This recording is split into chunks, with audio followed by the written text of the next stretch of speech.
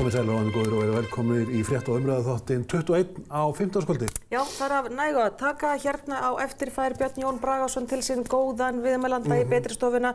Hann ætlar að tala umferðarteppuna hér í borginni sem við könnumst öll við. Hún að sjálfsögðu mest þegar að háannatíminn En þið ætla að vera með svolítið svona frumlega mælikvarða á það hver sóunin felst í því að setja fastur í umferðinni og það Ólafur Kári Guðmundsson sem að kemur. Og þessi kona hér ætlar að fá til sín Elínu Björgu Jónsdóttur, fráfarandi formann BSRB en þing þess stendur nú yfir í 2 daga, í dag og á morgun, ekki? Jú, og reyndar var sett í gær, þetta 3 daga þing, verður nýr formaður kosinn en það var verið að kynna niðurstöður á þessu tilraunaverkefni sem hefur verið meðal hópa innan Reykjavíkurborgar og ríkisstofnana, ríkisfyrirtækja styttingu vinnuvíkunar og það mjög athyglisvert í ljósi þess að nú eru þær kröfur uppi og aldrei eins hafa ekki gengið eins langt, þar að segja eins og Starfsgreinasambandið vil. Af því að stundum höfum við Íslendingar mælt dugnað í viðveru. Já, við erum mjög góðið því. Viðvera skiptir öllu máli. Já, það bara að vera Nógu lengi. Já, þá var maður að segja að hanga og svo fólk líka skuttlast í vinnutímanum að stússa, þannig að það margt sem kemur inn í þetta, missið ekki að því. Stéttaskipting í skólum umræðuefni sem Margrét Martinsdóttir ætlar að huga að í þættinum líka. Það passar. Mjög athyglisvert mál. Það passar. Kíkjum aðeins á fréttirnar, Linda. Mér finnst Morgunblaðið hafa betur í baráttunum flottustu forsíðumyndina. Hermenn á Íslandi. Vígalegir, koma upp úr sefinu. Já, þetta eru hermenn NATO, landgönguliðar og fjöldamargir og svo eru herskipin komin. Það eru 9 stykki og 1 flugmóðurskip. Og eins og við gátum í gær, þá var þetta alveg sér íslenskt, það þurfti að fresta æfingunni í byrjun vegna veðurs. Hvað getur það gerst annars þar en á Íslandi? Viðskiptablaðið, það eru ofboðslega góðir sprettir í Viðskiptablaðinu og hefur verið undanfarin misseri. Flott forsíða, von á verkföllum og þeir eru með góða úttekt hérna á því hvernig svona tónninn í þessum viðræðum. Það ofboðslega langt á milli aðila. Bandalagið sem að myndast verkalýðsmegin telur sig vera ósigrandi, það segir minnst Ragnar Þór. Já, það bara það orð notað. Já, og vinnuveitendur segja hins vegar að þjóðin hafi ekki efni á því að hækka launinum svo mikið sem Já, ekki eins og beðið það til dæmis hér á forsíðunni, þá það lægstu laun hækki 60% á næstu 3 árum. Og Fréttablaðið reyndar reiknaði það út í gær að þetta væri 150% hækkun ef allt væri talið, styttu vinnutími og svo frá eins. En það ofboðslega langt á milli og menn búast allt eins við verkföllum. Það ágætis úttekt hérna í Viðskiptablaðinu og það talað líka við hagfræðinga og til dæmis í Háskóla Íslands sem segja að sumt af þessu gangi ekki upp. En það sem atvinnurekendur segja við þurfum það bara að segja upp fólki, þetta verður atvinnuleysi. Að hlutfall launa hjá mörgum fyrirtækjum sem að keppa við fyrirtæki út í heimi orðið mjög hátt, hærra heldur en gengur gerist. Þannig að það margt í þessu. Viðskiptabankinn alltaf líflegur, krónan lækkaði 11 af 100 og fólk fer að finna fyrir þessu stærstu heildsölufyrirtækin að fara að auka verð á sínum vörum, hækka það og 5, 6, 7% hækkun á verði á nauðsynjavöru og þetta finnst þér í vasanum? Já, þetta fer beint í budduna, þannig að þetta mun koma, þessi verðhækkun hjá einum stórum heildsala, þetta sem mun hækka þá eftir viku, eða föstudaginn eftir viku, ef ég skildi þetta rétt. Þannig að þú veist bara að kaupa núðlur eða ekki? Já, ég bara keypti núðlur í dag, ég bara búið myndir harðan vetur. Öxl dagsins. Það Hrólfur Jónsson sem var nú lengi hjá slökkviliðinu en hann sumsé að taka axlaábyrgð á braggamálinu. Forstöðumaður skrifstofu eigna og atvinnuþróunar og hann ætlar svona að axla þessa ábyrgð sem margir búin að biðja Já, hann var í hressilegu viðtali hjá Sigmari Jónssoni í morgun útvarpi Rásar 2 í morgun. Sigmari Guðmundssoni. Og Hrólfur sumsé starfaði hjá borginni þangað til í apríl á þessu ári og hann segir að það alveg klárt mál að þarna var 120 milljónum króna eitt án þess að heimild væri fyrir því og fyrir því axla ég ábyrgð.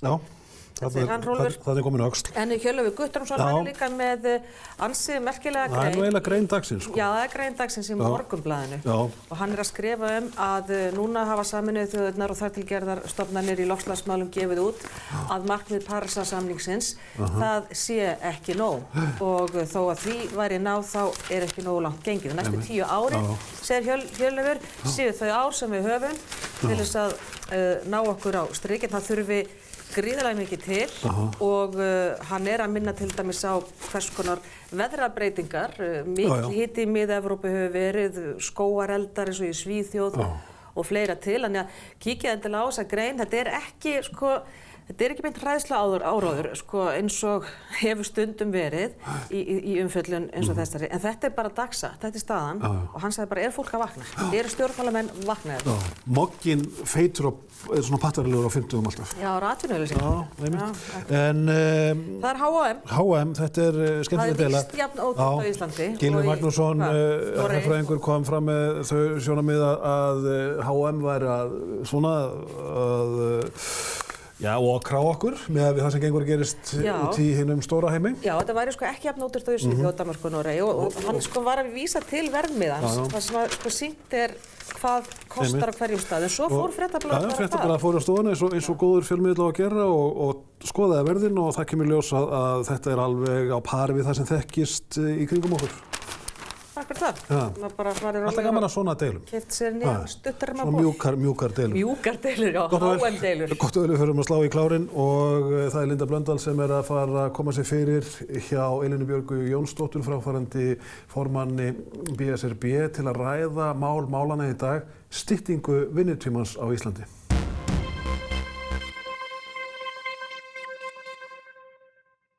Einmitt það. Sælablessuð framundan hérna hjá okkur margt og mikið eins og þið heyrðuð áðan en við ætlum að byrja á þessu. Það hefur oft verið rætt styttingu vinnuvikunar hér á landi en aldrei svo sem nokkuð gerst í því.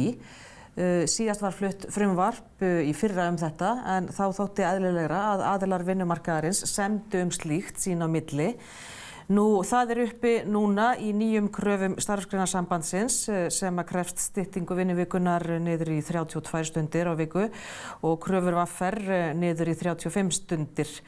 Það eru 47 ár liðin síðan að lög 40 stunda vinnuviku voru sett og það var mikið framfaramál á sínum tíma en aldeilis hefur samfélagi breyst síðan þá.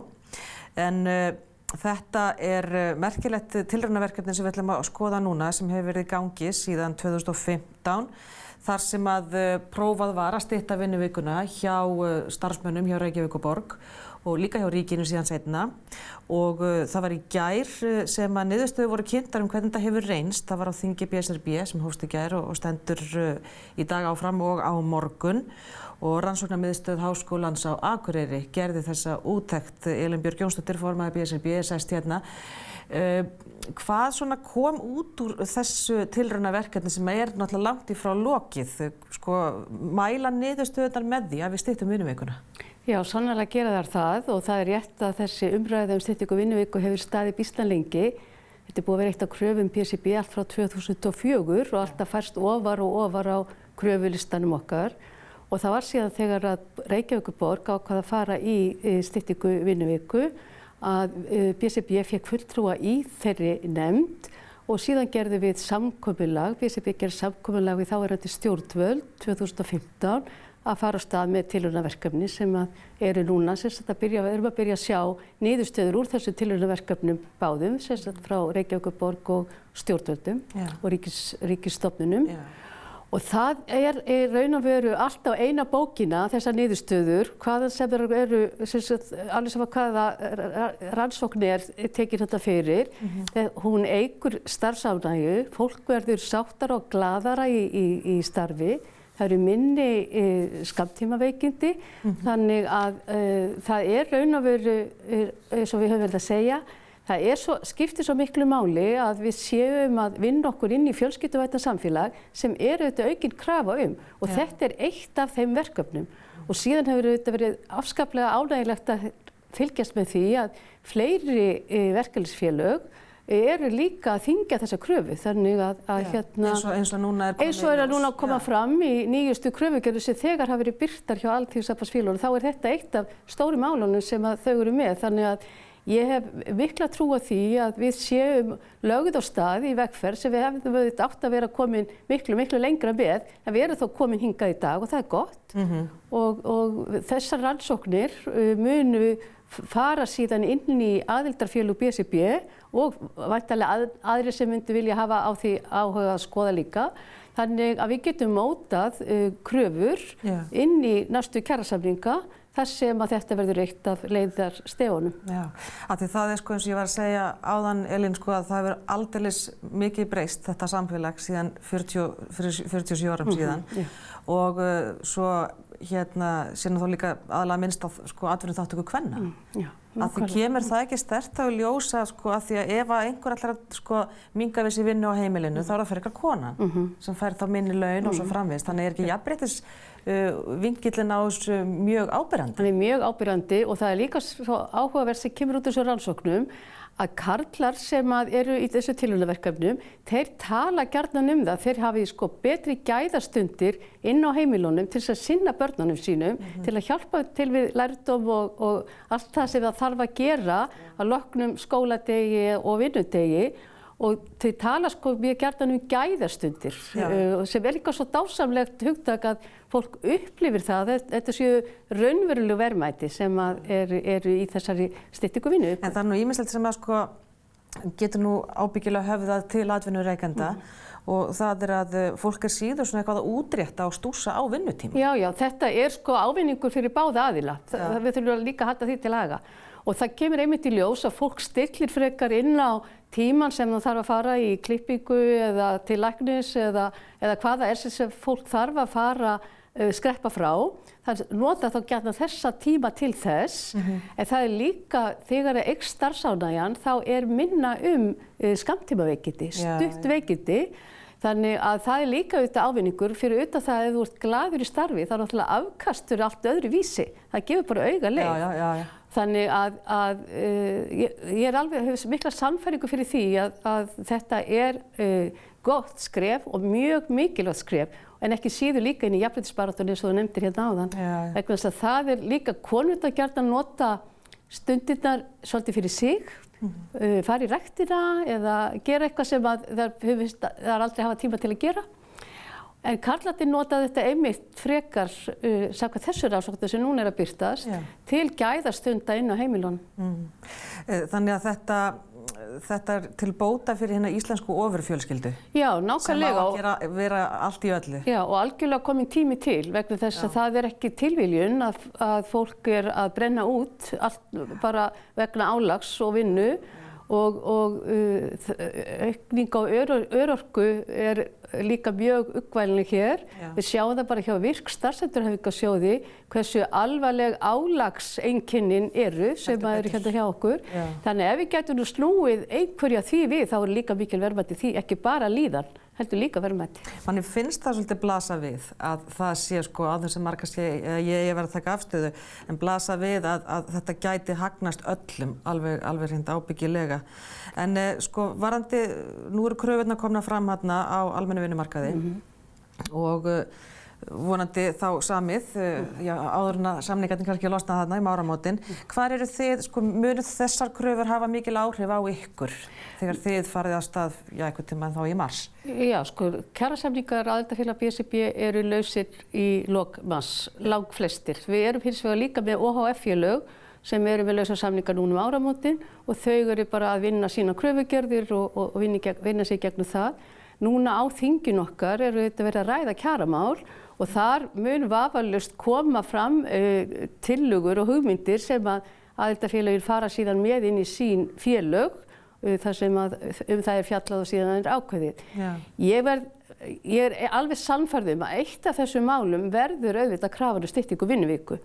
BSRB hefur alltaf talað fyrir 36 stunda vinnuviku. Við höfum tekið þá ákvörðun á löngu ferli að við skulum byrja með 36 stunda vinnuviku, stytta sem sagt 4 tíma á viku. En það eru hins vegar stofnanir sem eru tilraunarverkefni sem hafa stytt 5 tíma á viku. Þannig að þetta er ekki einhver heilu tala. Við erum samt að reyna að rýna í að taka skrefið þannig að við ráðum við þá, við séum alveg vissum að við séum að gera þetta rétt. Því svo er hitt auðvitað bara framtíðarmúsík, sjálfsögðu. En eins og þú segir, breytingar á vinnumarkaðinu hafa náttúrulega verið gífurlegar á þessum 50 árum og það er alveg með ólíkindum að við skulum vera að vinna ennþá eftir 50 ára gamlu kerfi á sama tíma allt annað raunverulega breytast. En hefur óttinn verið sko við það að ef að vinnuvikan styttist að þá aukist yfirvinnan? Nei, það er ekki reyndin. Það er nefnilega nákvæmlega þannig. Það er mjög vel farið inn í undirbúningin við það að breyta vinnutímanum. Fólk fer í tímastjórnunarnám, námskeið. Það þarf að rýna hverja stund sem það er í vinnunni, hvort að það sé nú nauðsynlegt að setja þennan tíma í verkefnið eða einhvern annan. Þannig að það er ekki reyndin svo að fólk fari það bara fyrir á yfirvinnu, en er þetta ekki hugsað þannig heldur. En við þurfum sko, þú ert að tala kannski meiri aga. Það er verið að tala meiri nákvæmlega, við þurfum auðvitað bara að gera það og við þurfum að vera vissum að svona sé tíma okkar best varið. Af því það er auðvitað það sem þetta snýst líka um. Það er ekki þannig að þú verðir að sitja eða standa eða hvernig starfið þitt er nákvæmlega þessa klukkustund ef þú getur gert það einhvern veginn öðruvísi og auðveldara og haft það frekar gæðastund með þér og þínum. Já, akkurat. En hafa ekki rökin verið helst gegn þessu samt sem áður og þá myndi yfirvinnan aukast og yfirvinnutímarnir sem eru dýrari? Það eru auðvitað líka þær raddir, en ég held að það sé fyrst og fremst stjórnunarmál. Fyrst og síðast er það stjórnunarmál, hvernig á því er tekið. Þau ganga náttúrulega lengst þarna í Starfsgreinasambandinu, vilja stytta vikuna niður í 32 stundir. Hefur einhver trú á því að það gangi eftir? Ég bara þekki ekki rökin á bakvið það, þannig að ég get ekki úttala mig neitt um það. En auðvitað er þetta svolítið sama hugsun, það er svo bara spurning hvernig er best að taka skrefin. Já, hvernig er þetta að upplifa núna til kjara umhverfið, upplifa þá svona kannski átaka línurnar? Þetta er heldur róttækara heldur en það hefur verið undanfarin ár.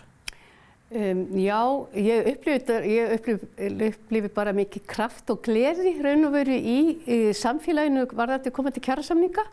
Mér finnst þetta ekki vera reiði, af því það er einhverjir sem tala um þetta sé líka svona reiðiskilaboð.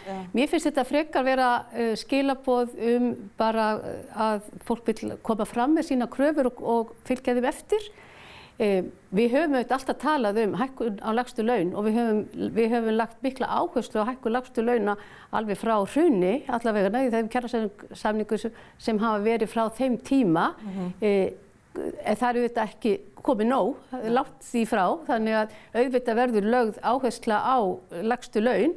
En aðildarfélög BSRB er ekki búin að móta sína kröfur, þannig ég má í raun og veru ekki og get ekki sagt það hvað þau myndi leggja áherslu á. Nei, akkurat sko, vinnan er byrjuð hjá ykkur, en það er náttúrulega ekki búið að móta þetta, þannig að einmitt við getum ekki talað um það. En býstu við, sko, nú sér maður til dæmis á forsíðu Viðskiptablaðsins í dag sem er að taka svolítið saman þessar kröfur sem eru komnar fram, að það séu dágóða líkur á verkföllum. Heldur við séum að fara inn í slík átak? Ég veit það ekki frekar en aðrir. Auðvitað eftir þessi kröfurnar eru reistar hærra því kannski getur verið erfiðara að ná þeim fram og fólk hefur auðvitað ýmis úrræði til þess. En ég ætla ekki að vera spámaður það. Ég vona auðvitað að allir nái saman kröfurnar sem að er verið að leggja fram og fólk byrja gæfi til að tala sér til niðurstöðu. Það er auðvitað alltaf besta aðferðin. Já, akkurat. En þið munið biðjum styttingu vinnuvikunar, ef ég skil þið rétt. Ég hef fulla trú á því að það verði partur af komandi kjarasamningum. Alveg pottitt, já. Elín Björg Jónsdóttir, þið eru með þingið ykkar alveg fram á morgun, er það ekki? Jú. Og ýmislegt sem að þar er í gangi, en takk fyrir að koma hingað í 21 og glöggva okkur á þessu. Já, stytting vinnuvikunar er eitt af leiðarljósunum í þessum kjarasamningum en langt í frá það eina.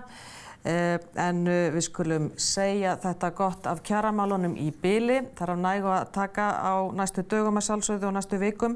En hérna framöndan þá ætlum við að tala stéttaskiptingu í skólum og við ætlum líka að tala umferðarteppur og umferðarþunga. Björn Jón Bragason fær góðan gest til sín sem ætlar að vera með svona svolítið frumlegan mælikvarða á því hvaða eyðsla felst í því að bíða lengi í umferðinu. Svo ætlum við að skoða 50 ár hjá Félagsstofnun stúdenta, því magnaða fyrirbæri. En verið endilega með okkur.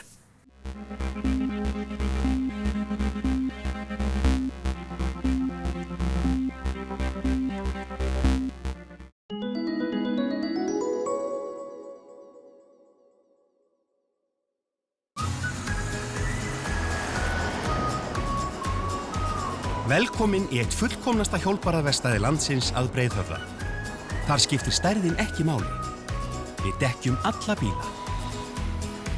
Nestek Breiðhöfða 13. Gefðu gjöf frá frægustu hönnuðum heims. Epal. Ég var að spá í ef ég vantar skel og gott lok. Hvert á maður að fara þess að gera það? Kaupa það? Þú færð ekki neitt. Kemum bara hingað. Eitibotta.is, Höfðabakki. Dráttarbeisli og kerrur. Víkurvagnar, Hyrjarhöfða 8, Reykjavík. Við krefjumst rannsóknar á afdrifum heimilanna og uppreist æru. Hagsmunasamtök heimilanna. Öryggi og vellíðan. Kíkið í sýningarsal okkar í Ármúla 31. Innréttingar og tæki.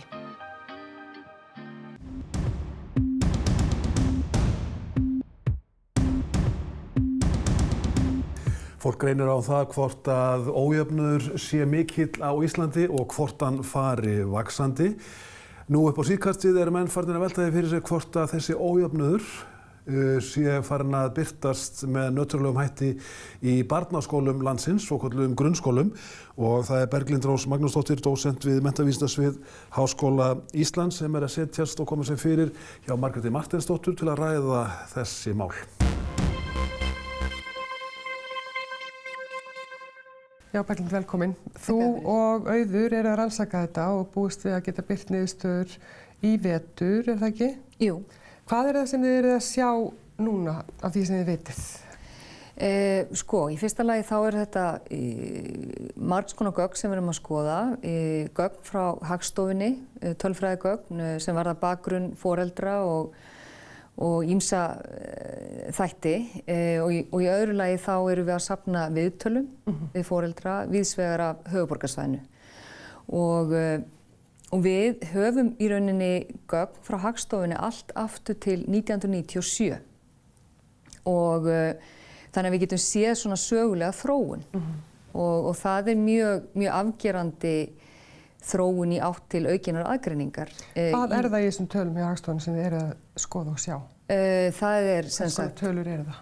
Það náttúrulega efnahagsleg staða, það menntunarstaða, og það ekki bara hversu mikla menntun, heldur hvers konar menntun, því við erum líka að reyna átt okkur á því hvar það sem við köllum menningar auðmagn, hvar þar liggur í borginni.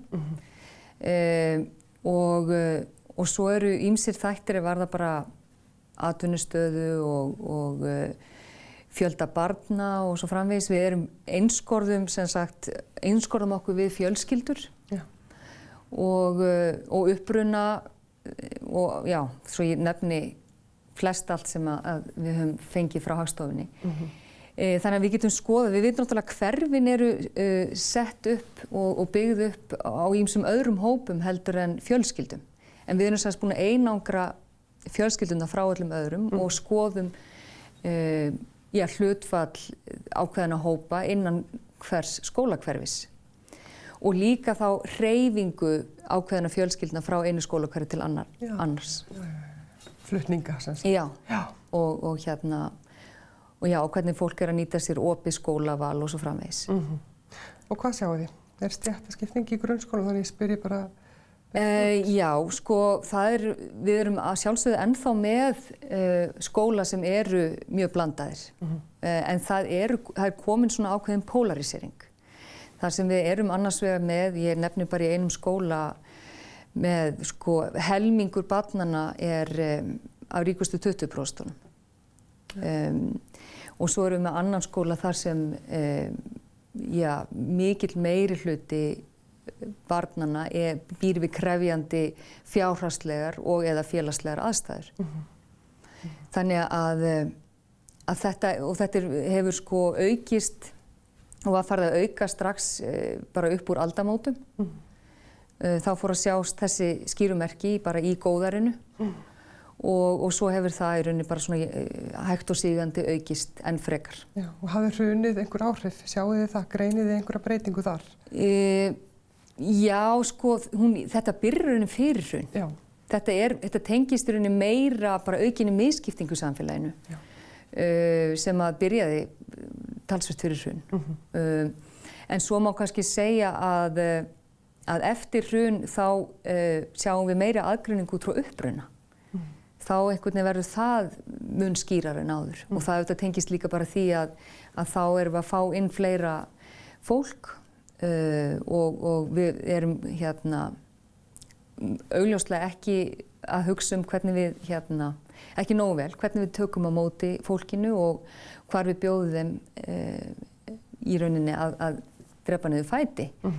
Því að ef maður hugsar ekki út í það og er ekki með skýra svona stefnumótum varðandi búsetu, þá er það fólk sem kemur nýtt inn, þá hefur það ekkert val, það neyðist þess að í rauninni setjast að þar sem húsnæði er ódýrast. Og það á náttúrulega við líka bara fólk í lægri stéttum, Íslendinga í lægri stéttum og í svona samfélagi þar sem mikið er talað frelsi og val, þá er alveg augljóst að það er orðinn stærri hópur en áður sem hefur rauninni mjög lítið val. Þannig að já, það sem maður hefði haldið svona fyrirfram að það væri svona jöfnuður í skólunum, það væri svona sá staður þar sem að jöfnuður ríkti, það er ekki staðreynd.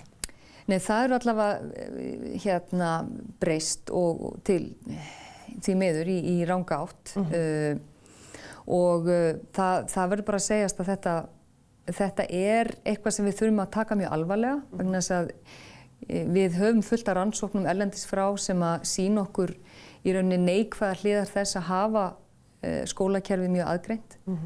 Þetta er í rauninni eini vettvangurinn þar sem að allir koma saman. Við erum með skylduskóla, það eru allir skyldugur til að koma saman og ef við erum með í rauninni aðgreind og einsleit samfélag, annars vegar bara ríka fólkið í einum skóla og fólk sem býr við krefjandi aðstæður og fátækt í öðrum, að þá erum við svolítið að búa til tvær þjóðir í þessu landi.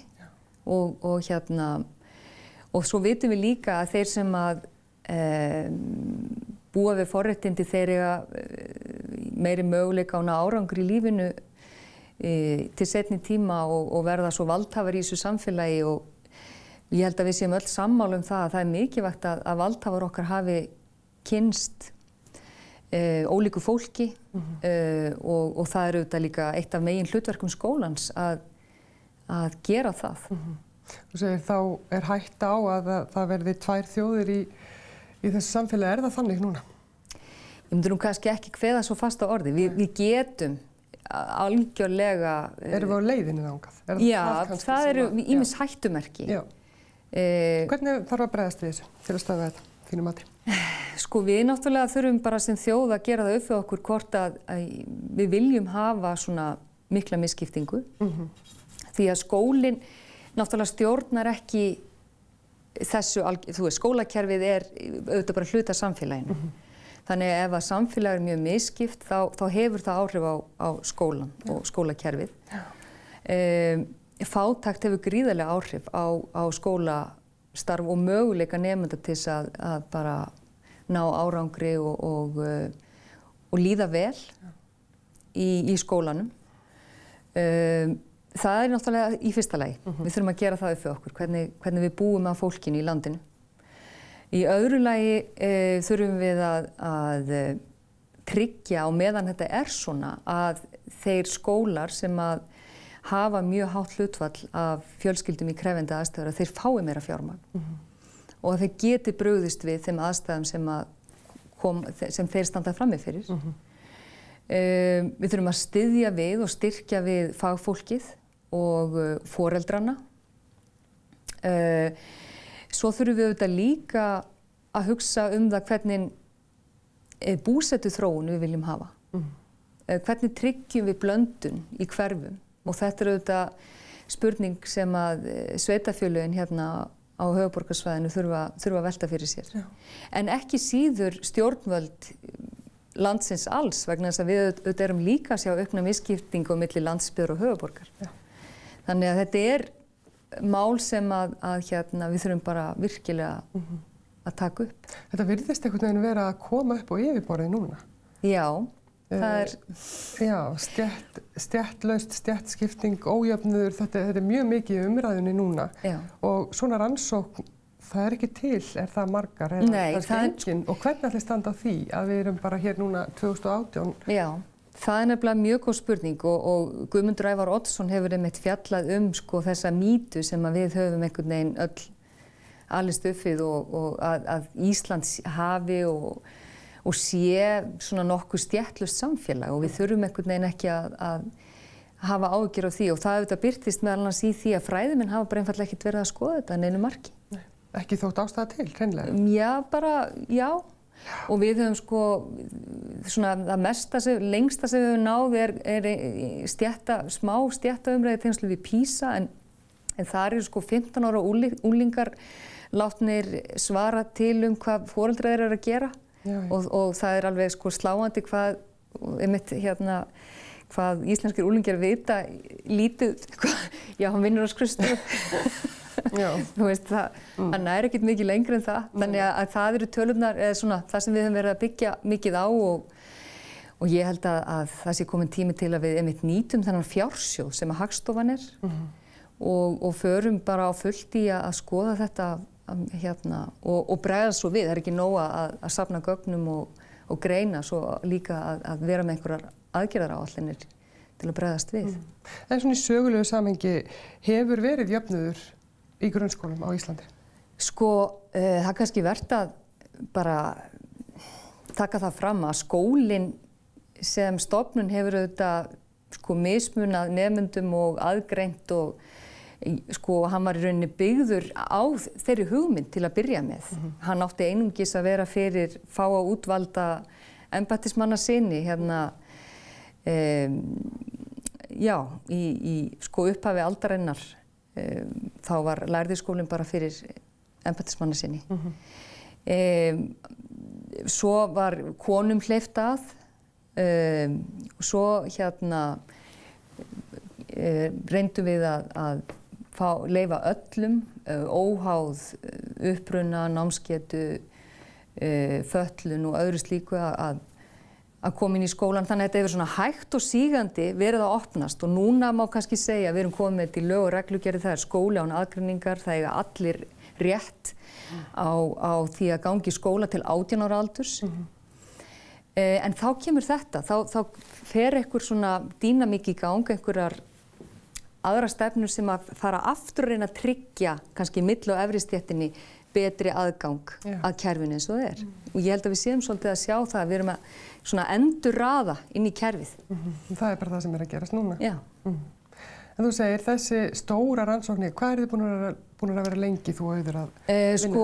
Í rauninni bara byrjum við á þessu í fyrravetur og það eru 2 greinar í ferli. Já. Og þannig að það eru margar á leiðinni. Auður Magdís er að vinna að doktorsritgerð þetta mál og þannig að þetta verður mjög spennandi. Við köllum í ykkur Auði þegar þetta liggur fyrir, þá líklega í vetur. Já. Að hluta til að minnsta kosti. Já, algjörlega. Það eru komnar tölur þetta og höldum áfram að fylgjast með þessu hér á Hringbraut en þá bara yfir til ykkar Linda og Sigmundur.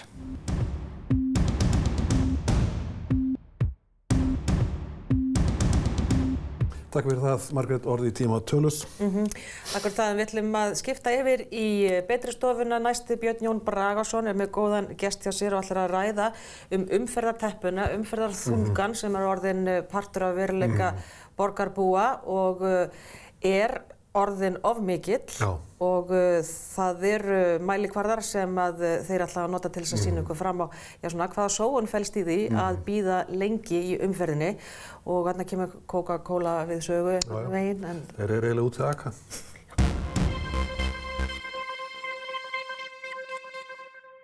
Komið sælir, sjónvarpsáhorfendur og velkomnir í þáttinn.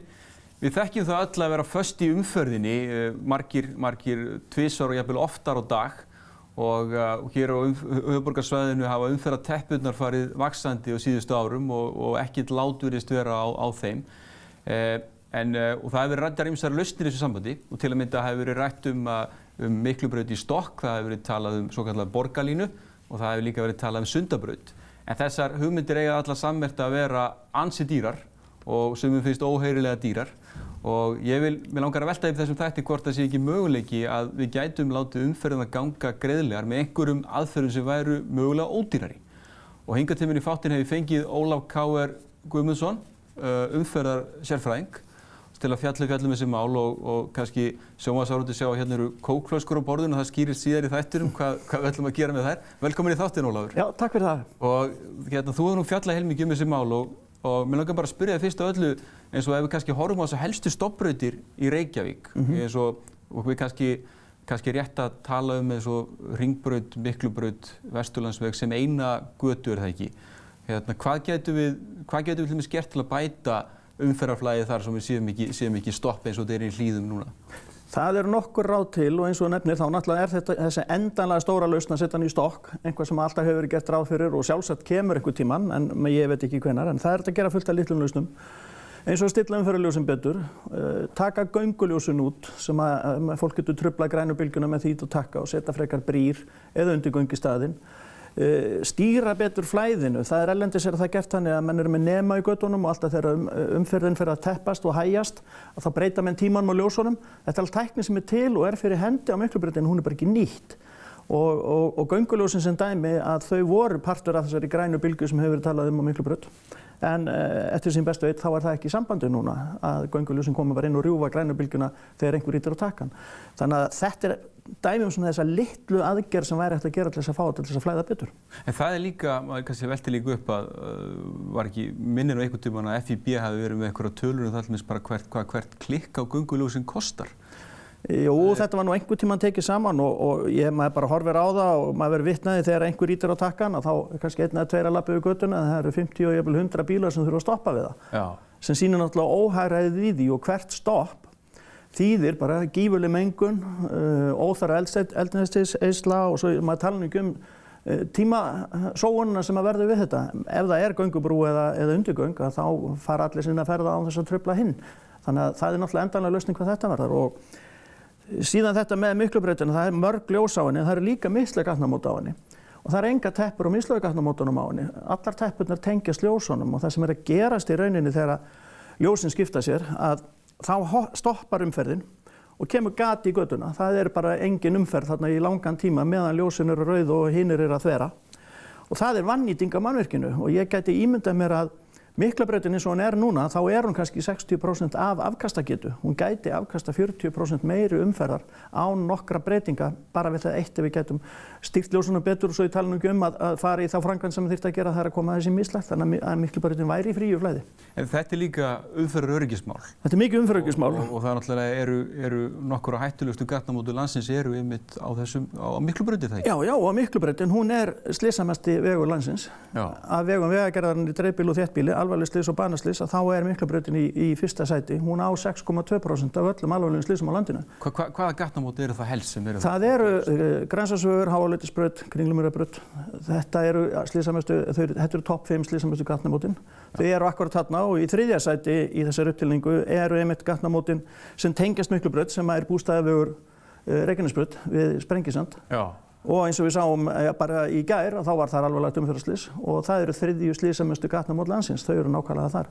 Og Reykjanesbrautin frá Miklubraut og suður í Kaplakrika er annar slysamesti vegur landsins. Þannig að við erum að tala á höfuðborgarsvæðinu eru topp 9 af slysamestu vegum landsins eru allir hér á höfuðborgarsvæðinu. En þekkirðu samanburði við það eins og var við Skeiðavog með Miklubraut? Voru umferðarslys þar tíð áður en Já, þau voru mjög tíð þar og ég get nefnt önnur gatnamót sem er mjög umferðarmikil og er aðeins austar sem er gatnamót Suðurlandsvegar og Miklubrautar og Vesturlandsvegar, það sem Askja er. Það voru mjög slysamikil gatnamót. Þau voru ljósastýrð, síðan var þeim breytt í mislægt og slysin bara hurfu. Já, þannig að þetta er, en svo veltir maður líka fyrir sig þar, sko, hvað kostar svona framkvæmd? Því nú það sem ég var að velta upp hérna áðan svona sýpur hvelju þegar maður sér þessa tölu, þegar maður tala 70, jafnvel yfir 100 milljarða framkvæmdir.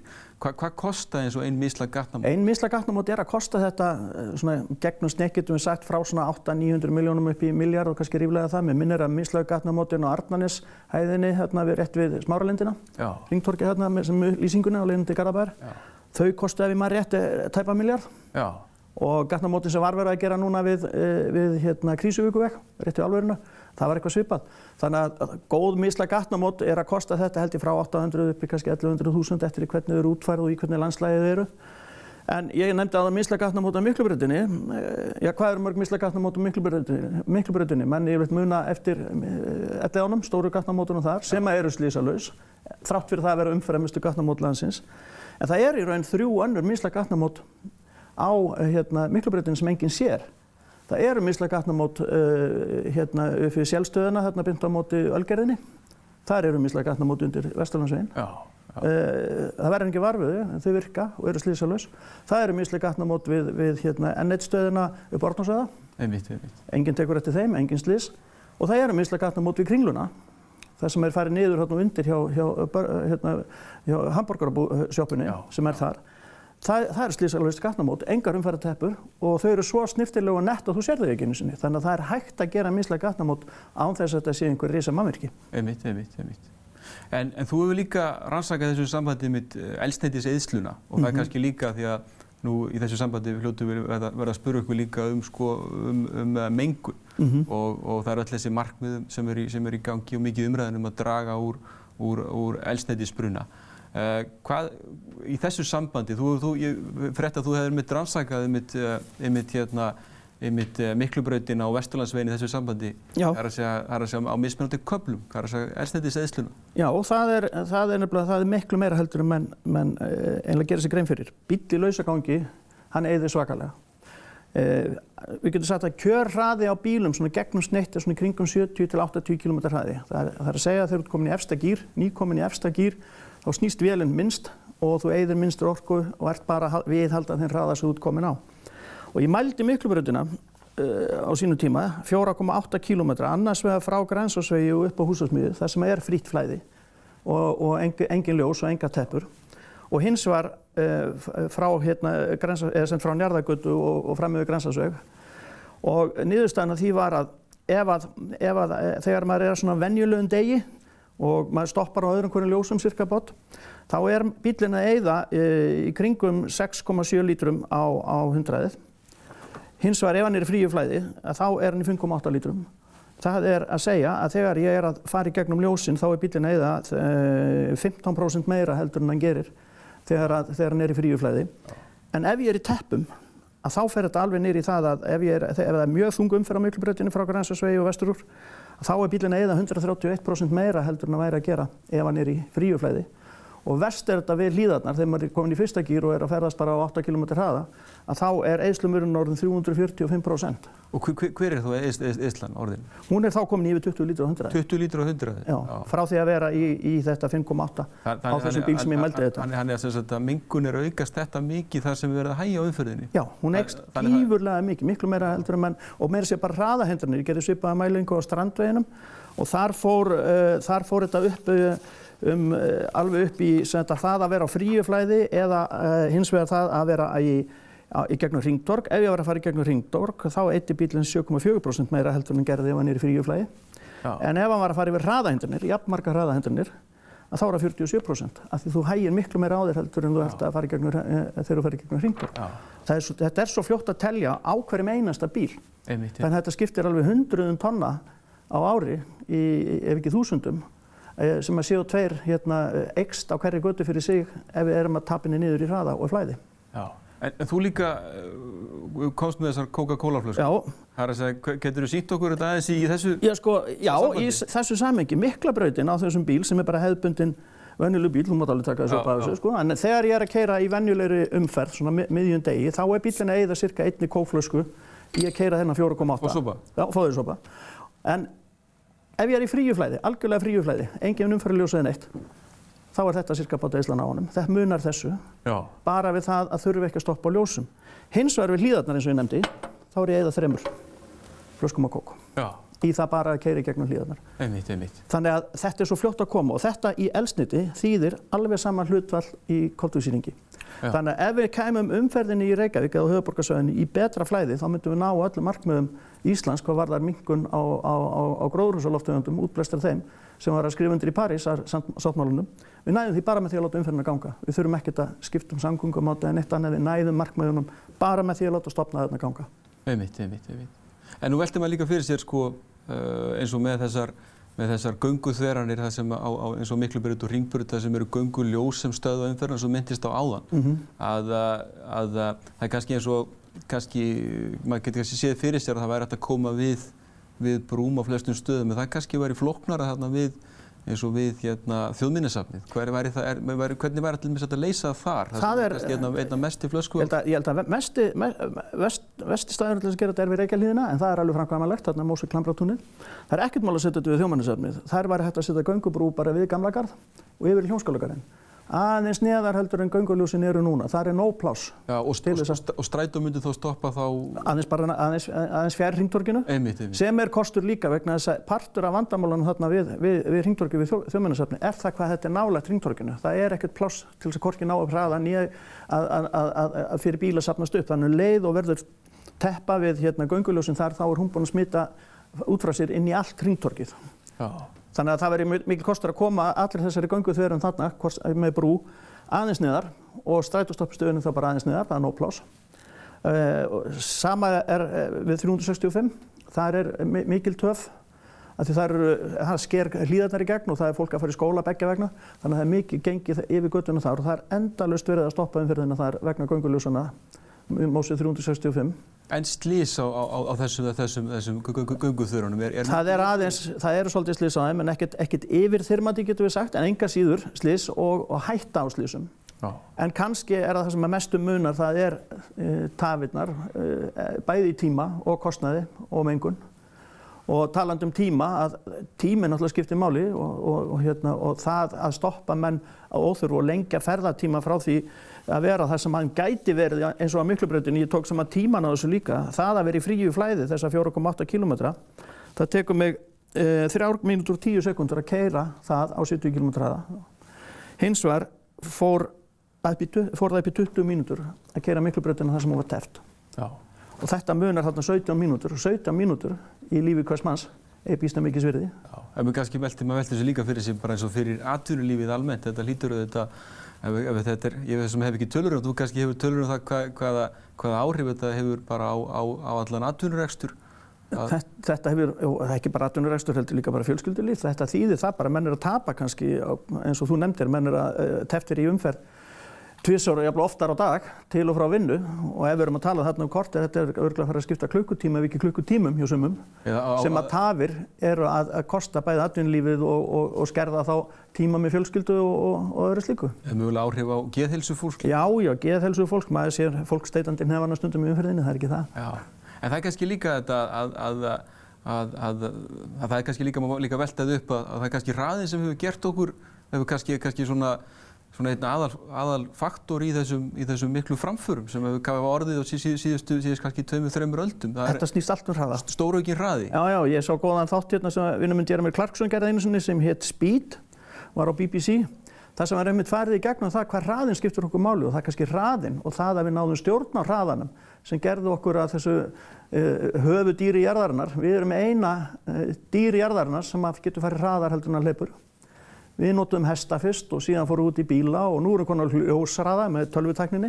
Þannig að þetta snýst allt hraða og iðnbyltingin snerist hraða. Þetta snýst allt hraðorðið. Bara internet og upplýsingatæknin og þeir tíma sem við lifum í dag snýst það að nýta tíma sem best og fá sem mest út úr hverja einustu mínútu.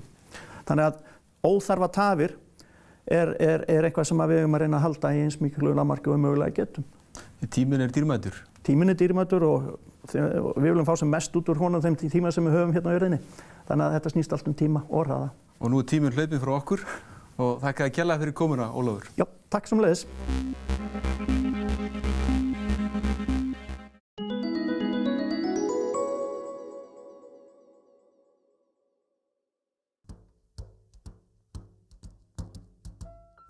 Fly me to the moon, let me play among the stars. In other words, please be true. In other words,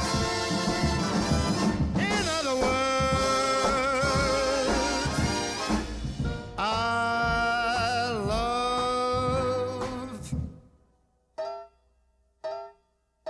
you.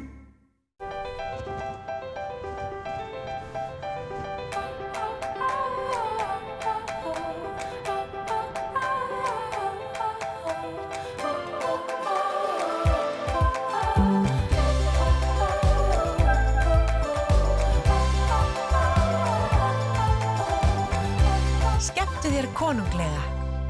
Icelandair. 2030 er eldklárt. Tilbúið í pottinn, pönnuna eða ofninn.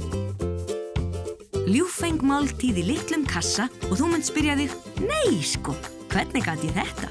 2030. Einfalt að elda, girnilegt í matinn. Mikið úrval af harðparketti, viðarparketti, flísum og innihurðum, gæði, þjónusta og gott verð. Birgisson, Ármúla. Gerum betur í vetur. Ný námskeið að hefjast. World-class. 14 stöðvar, 6 sundlaugar.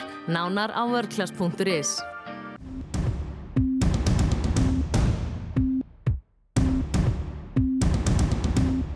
Velkomin á nýja leik þegar að horfa á frétta og umræðuþáttinn 21 á Hringbraut.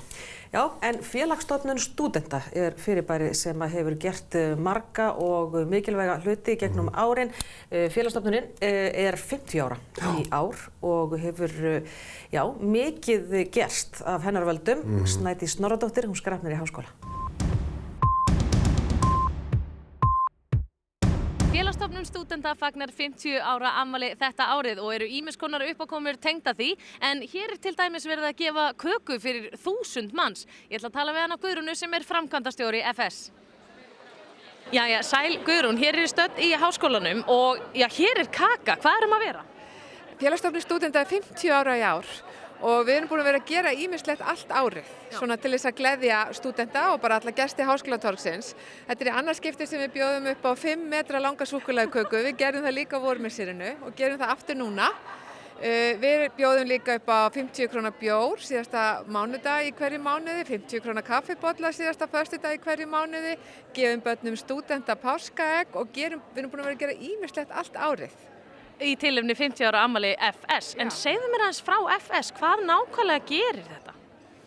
Starfsemin er mjög umfangsmikil og hún er miklu meiri heldur en flesti gera sér grein fyrir. Þetta er eiginlega þorp í borginni hérna. Ef við byrjum bara einhver staðar þá eigum við 1200 íbúðir sem við leigjum stúdentum og erum með 600 í sigtinu. Við viljum bæta við 244 er í byggingu.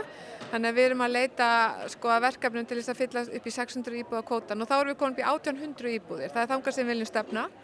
Við erum með 3 leikskóla, 244 börn og 2 ungbarnaleikskóla sem að taka við börnum strax eftir fæðingarorlof og brúa bilið þangað til að börn komast inn á hefðbundin leikskóla. Við erum með háskólabókabúðina sem er bóksala stúdenta, sem er eina svona bókabúðin á Íslandi og við þjónustum allt háskólastigið í landinu. En fyrir utan það þá er þetta bara risavaxin bókabúð með einhverja 12.000 titla á boðstólnum, allt milli heimins og jarðar hér, langt umfram bara kennslugögn. Síðan erum við með mjög umfangsmikla veitingasölu og það er allt frá litlu sætu kaffistofunum sem eru hér í byggingum háskólans upp í Hámu hér sem er náttúrulega risavaxin veitingastæður og hér framleiðum við alveg gríðarlega mikið af allskyns vörum á hverjum einasta degi, salutum, samlokum, búst, djúsar, allt til þess að halda verðinu niðri. Og svo erum við með stúdentakjallarann sem er náttúrulega algjört fyrirbæri, hann er stórkostlegur staður.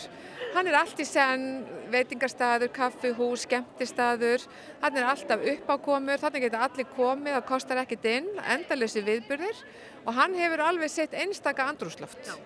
Það má nú segja og þú ert svo sannarlega að þið eru búin að mynda bara samfélag inni í Reykjavík, þorp í borg eins og segir. Já, algjörlega og hér er bara, og andrúmsloftið í þessu þorpi okkar er svo skemmtilegt vegna þess að hér eru flestir svona svolítið að gera það sama. Fólk að koma hér í háskólann, að fjárfesta auðvitað í sjálfu sér, í sinni menntun. Hér kemur fólk inn, ákaft, jákvætt og það allir svona í svipuðum rytma og svo reynum við að styðja stúdenta í því að styðja þau í náminu sínu. Við reynum að létta á þeim eins og hægt hvort sem það þak yfir höfuðið eða maturinn eða skemmtun eða passa börnin þeirra svo þau geti einbeitt sér að náminu, fengið eins mikið út úr náminu og hægt Það okkar hlutverk. Er þetta ekki gefandi starf? Þetta stórkostlegt starf. Ég einhvern veginn datt undir heillastjörnu fyrir tæpum 20 árum síðan. En nú hefur starfið örugglega þróast á þessum 20 árum? Já, það hefur þróast. Við höfum náttúrulega stækkað alveg gríðarlega mikið, bætt við nýjungum. Og þetta orðin umfangsmikið starfsemi. Hér starfa hjá okkur núna 190 starfsmenn. Og veltan 3 milljarðar á ári. Þannig að við erum með mjög mikla starfsemi. Það má hún svo sannarlega segja. Hér kaka fyrir 1000 manns, FS 50 ára til hamingju með daginn. Og þú sjálf átt afmæli. Takk fyrir, takk, kærlega.